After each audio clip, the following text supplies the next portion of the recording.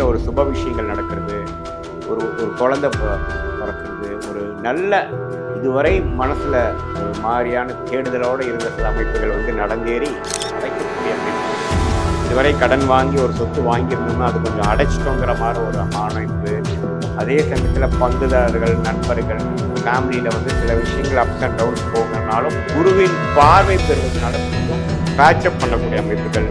இதுவரை இருந்த அந்த கருத்து வேறுபாடுகள் நீங்கி இப்போ கொஞ்சம் நட்பு விஷயத்துல போய் பண விரயம், சமய விரயத்தை செய்யாமல் நம்மளுடைய கர்மாவின் படி நம்மளுடைய வாழ்க்கை திட்டங்களை வந்து நம்ம அதுக்கு தகுந்த மாதிரி எடுத்து நம்ம வந்து செயல்படுத்துமே ஆனால் எதிர்நீச்சல் போடாமல் எளிதில் வாழ்க்கையில் வெற்றி பெற முடியும் என்பதை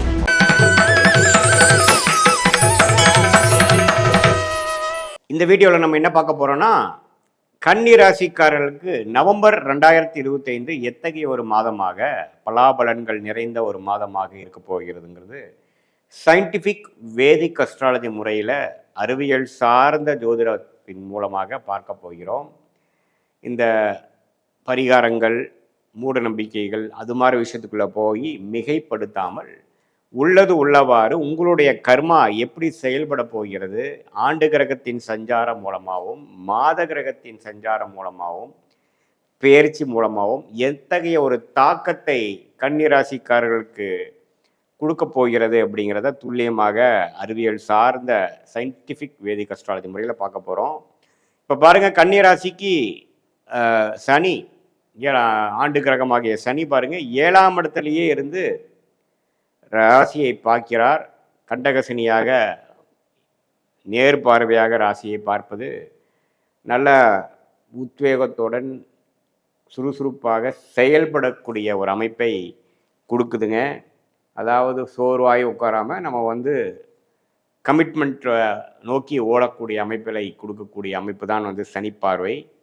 இப்போ குரு பாருங்க, 10ஆம் இடத்துல இருந்த குரு வக்ர ரீதியாக அதிவக்ரம் என்று சொல்லப்படுகிற விஷயத்தில் வந்து 11ஆம் இடம் என்று சொல்லப்படுகிற கடகத்தில் உச்சம் பெற்று மாதத்தின் முதலிருந்தே இருக்கிறார். அது நல்ல ஒரு அமைப்பு. 10ஆம் இடத்துல குரு இருக்கிறதோட 11ஆம் இடத்துக்கு வந்து 3ஆம் இடம், 5ஆம் இடம் அண்ட் 7ஆம் இடம், இந்த 3 பாவத்தை பார்ப்பது சிறப்பு. ஸோ அதனால் ஒரு நல்ல அமைப்பு இருக்குது நவம்பர் மாதம். அதே சமயத்தில் ராகு 6லும் கேது 12லும் இருப்பது சிறப்பு. ஸோ ராகு குருவின் பார்வையிலிருந்து விலகிறார், சனி குரு பார்வை பெறுகிறார். இது வந்து ஓரளவுக்கு நல்ல ஒரு அமைப்பு, சிறப்பான அமைப்பு இருக்குது.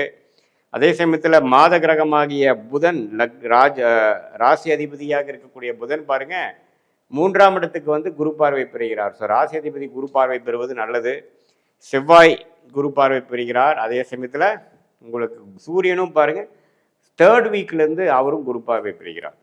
ஸோ ஓரளவு கூட்டி கழித்து பார்க்கும் பொழுது கன்னிராசிக்காரர்களுக்கு நல்ல ஒரு உத்வேகமாக செயல்படக்கூடிய அமைப்புகள், இதுவரை நீங்கள் செய்த முதலீடுகள், முயற்சிகள் கைமேல பலன் கொடுக்கக்கூடிய அமைப்பு தான். இந்த குரு 11ஆம் இடத்துக்கு வந்து லாபஸ்தானத்துக்கு வருகிறார்.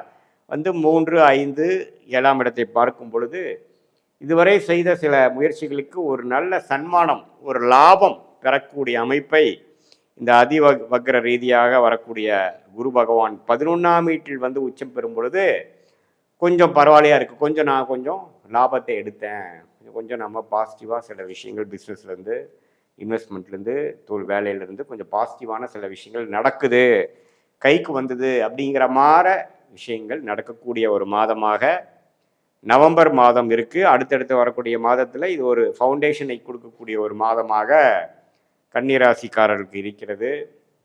அதே சமயத்தில் குடும்பத்தில் ஒரு சுப விஷயங்கள் நடக்கிறது, ஒரு குழந்தை பிறக்கிறது, ஒரு நல்ல இதுவரை மனசில் ஒரு மாதிரியான தேடுதலோடு இருந்த சில அமைப்புகள் வந்து நடந்தேறி மனம் குதூகலம் பெறக்கூடிய அமைப்பு தான் 11ஆம் இடத்துக்கு வரக்கூடிய குரு. ஸோ அதனால் அருமையான விஷயங்கள். சுக்கிரன் 2ஆம் இடத்துலேயே ஆட்சி பலத்தோடு இருக்கிறார், அதுவும் ஒரு அருமையான விஷயம். பண விஷயத்துக்கு பிரச்சனை இல்லை. ஸோ ஓவராலாக பார்க்கும் பொழுது கடந்த ஒரு 6 மாதமாக சனிப்பெயர்ச்சி ஆனதுக்கப்புறம் அன்றாட வாழ்க்கையில் வந்து உழைத்து கொண்டு ஒரு விஷயத்தை சேஸ் பண்ணியே போய் கொண்டிருக்கக்கூடிய அந்த கன்னிராசிக்காரர்களுக்கு லாபம், ஒரு நிறைவு பெறக்கூடிய ஒரு அற்புதமான ஒரு மாதமாக நவம்பர் 2025 இருக்க போகிறதுங்கிறது நீங்கள் தெரிஞ்சுக்கணும். இது வந்து மாத கிரகத்தின் பெயர்ச்சியும் ஆண்டு கிரகத்தின் பெயர்ச்சி வைத்து பார்க்கக்கூடிய ஒரு பொது பலன். இதில் பாருங்க, 7ல் சனி இருந்து 6ல் ராகு இருக்கிறது பார்த்தீங்கன்னா சில கடனை அடைக்கக்கூடிய அமைப்பு. இதுவரை கடன் வாங்கி ஒரு சொத்து வாங்கியிருந்தோம்னா அது கொஞ்சம் அடைச்சிட்டோங்கிற மாதிரி ஒரு அமைப்பு. அதே சமயத்தில் பங்குதாரர்கள், நண்பர்கள், ஃபேமிலியில் வந்து சில விஷயங்கள் அப்ஸ் அண்ட் டவுன்ஸ் போகனாலும் குருவின் பார்வை பெறுவதனால கொஞ்சம் பேட்சப் பண்ணக்கூடிய அமைப்புகள். இதுவரை இருந்த அந்த கருத்து வேறுபாடுகள் நீங்கி இப்போ கொஞ்சம் நட்பு பாராட்டக்கூடிய ஒரு நல்ல அமைப்பை பெறக்கூடிய அமைப்பு வந்து இந்த குரு பார்வை கொடுக்குறார். ஸோ ஓவராலாக பார்க்கும் பொழுது ஒரு நல்ல ஒரு காலகட்டத்துக்குள்ளே நாம் அடியெடுத்து வைக்கக்கூடிய ஒரு அற்புதமான ஒரு மாதமாக கன்னிராசிக்காரர்களுக்கு நவம்பர் 2025 இருக்கிறதுங்க.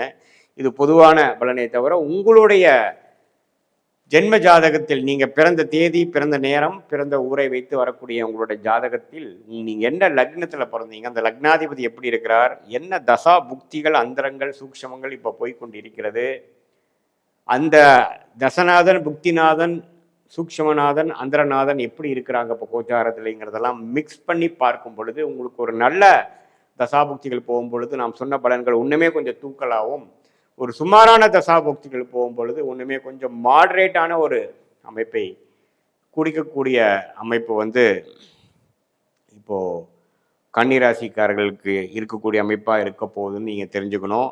ஸோ அந்த தசாபுக்திகள் எப்படின்னு பார்க்கணும். ஸ்தான பலம் எப்படி, திக்பலம் எப்படி இருக்குது, அதோட சேர்த்து வைத்து இப்போ பேசின பொது பலனும் மிக்ஸ் பண்ணி பார்க்கும் பொழுது சயின்டிஃபிக் வேதிக் அஸ்ட்ராலஜி முறையில் இன்னுமே அடுத்த வரக்கூடிய காலகட்டங்கள் எப்படி இருக்க போகிறது, அடுத்த 3 மாதங்கள் எப்படி இருக்குது, அடுத்த 1 இயர் எப்படி இருக்குது, ஷார்ட் டேர்ம் எப்படி, லாங் டேர்ம் எப்படி, நம்மளுடைய பிராப்தங்கள் எதை நோக்கி வாழ்க்கை நகருகிறது, எது நமக்கு பிராப்தம் இல்லை, எது நமக்கு பிராப்தம், நம்மளுடைய டைரக்ஷன் ஆஃப் லைஃப் என்னங்கிறதெல்லாம் நம்ம தெரிந்து கொண்டு அதற்கு தகுந்த திட்டங்களை தீட்டி நம்ம தேவையில்லாத விஷயத்துக்குள்ளே போய் பண விரயம், சமய விரயத்தை செய்யாமல் நம்மளுடைய கர்மாவின் படி நம்மளுடைய வாழ்க்கை திட்டங்களை வந்து நம்ம அதுக்கு தகுந்த மாதிரி எடுத்து நம்ம வந்து செயல்படுத்துமே ஆனால் எதிர்நீச்சல் போடாமல் எளிதில் வாழ்க்கையில் வெற்றி பெற முடியும் என்பதை நீங்கள் வந்து சயின்டிஃபிக் வேதிக் அஸ்ட்ராலஜி முறையில் நம்ம எப்படி நம்மளுடைய பொது பலனும் உங்களுடைய ஜென்ம ஜாதகத்தோட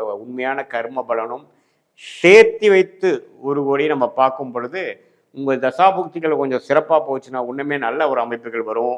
தசாபுக்திகள் சுமராக இருந்ததுன்னா வேற என்ன மாதிரி தாக்குதல் வரப்போகுது, எது மாதிரி பிரச்சனைகள் வரப்போகுதுங்கிறதெல்லாம் நாம் பார்த்து அதற்கு தகுந்த மாதிரி விஷயங்கள், ஃபார் எக்ஸாம்பிள் இப்போ உங்களுக்கு திருமண விஷயங்கள் வந்து எந்த நேரத்தில் நடக்கிறது நல்லது, எப்போ நடக்கிற மாதிரி இருக்குது, வேலை வாய்ப்பு எப்போ வந்து கிடைக்குது, எந்த டைம் நல்ல வேலை வரும், எந்த டைம் மாறலாம், எந்த டைம் வந்து நமக்கு பிடிச்ச டிரான்ஸ்ஃபர் கிடைக்கும், எப்போ நம்ம வந்து ஹையர் ஸ்டடீஸ் நம்ம போகக்கூடிய அமைப்புகள் எது மாதிரி கிடைக்க போகுது, நம்ம ஹையர் ஸ்டடீஸ் பண்ணுறோமா அல்லது வேலையிலேயே இருக்க போகிறோமா அல்லது வெளிநாடு போகலான்னு பார்க்குறோமா அல்லது உள்நாட்டிலே இருக்கக்கூடிய அமைப்பா, வேலையா, தொழிலா, எது நமக்கு சிறப்பை கொடுக்கக்கூடியது, இது எல்லாமே நம்மளுடைய ஜென்மஜாதத்தில் வரக்கூடிய தசாபுக்திகளும் இப்போ கோச்சாரத்தில் நாம் பேசின அந்த சனி பயிற்சி, குரு பயிற்சி, ராகுகேது பயிற்சி, செவ்வாய், சுக்கிரன், சூரியன், புதன் போன்ற கிரகத்தின் அமைப்பை நம்ம பார்த்தோம் இல்லையா, அதெல்லாம் ஒருங்கிணைத்து சயின்டிஃபிக் வேதிக் அஸ்ட்ராலஜி முறையில் நாம் பார்க்கும் பொழுது நம்மளுடைய பலனை நல்லாவே தெரிந்து கொண்டு